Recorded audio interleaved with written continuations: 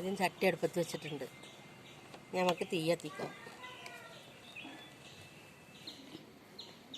ചട്ടി ചൂടായിട്ടുണ്ട്. ഇനി എണ്ണ ഒഴിക്കാം.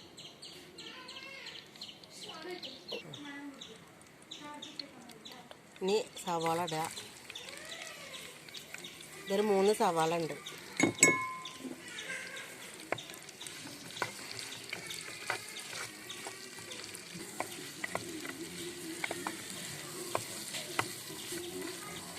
സവാള ഇനി നല്ല കിടന്ന് വാടട്ടെ. അതിന് ശേഷം ബാക്കി എല്ലാതും ചേർക്കാം.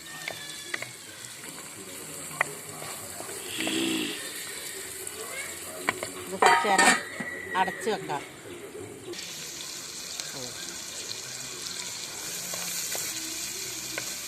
ഇത് വാടുന്ന വരെ ഇടയ്ക്കിടയ്ക്ക് മൂടി കൊടുത്തിട്ടൊന്ന് ഇളക്കി കൊടുക്കാം.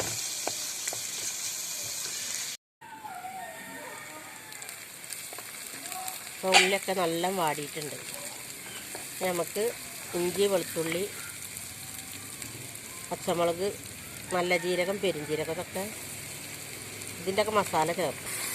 ഇത് നല്ല വഴറ്റണം.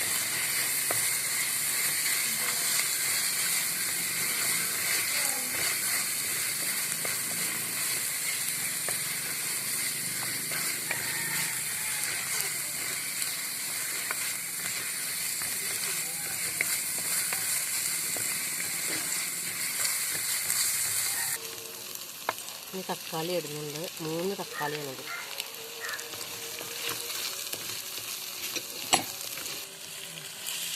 അപ്പോൾ വാടിയിട്ടുണ്ട്. ഇനി വേപ്പിൻ്റെ ഇല ഇടാം.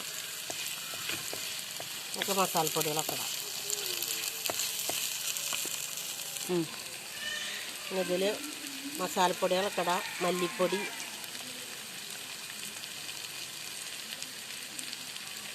ഒരു 3 ടീസ്പൂണ്, ഉപ്പ് പാകത്തിന്, മഞ്ഞൾപ്പൊടി 1 ടീസ്പൂണ്,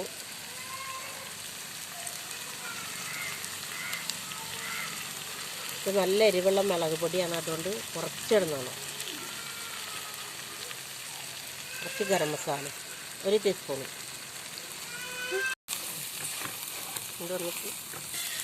നമുക്ക് വെള്ളം വഴറ്റിയെടുക്കാം. ഇത് ഇഞ്ചി വെളുത്തുള്ളിയൊക്കെ ചതച്ച മിക്സിയിൽ തുള്ളി വെള്ളം ഒഴിച്ചിട്ട് ഒഴിക്കേണ്ടതാണ്. വേറെ ഇനി വെള്ളമൊന്നും ആവശ്യമില്ല.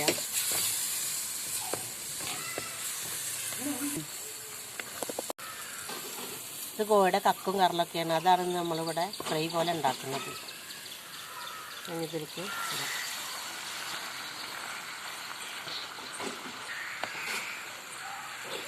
വെള്ളം മാത്രം ഒഴിച്ചിട്ടുള്ള, വേറെ വെള്ളമൊന്നും ഇതിൽ ഒഴിച്ചിട്ടില്ല.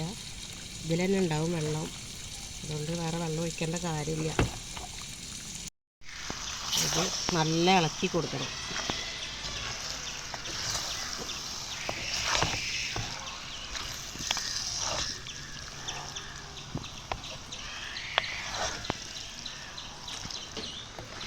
മൂടി വെച്ച് നമുക്ക് വേവിക്കാം.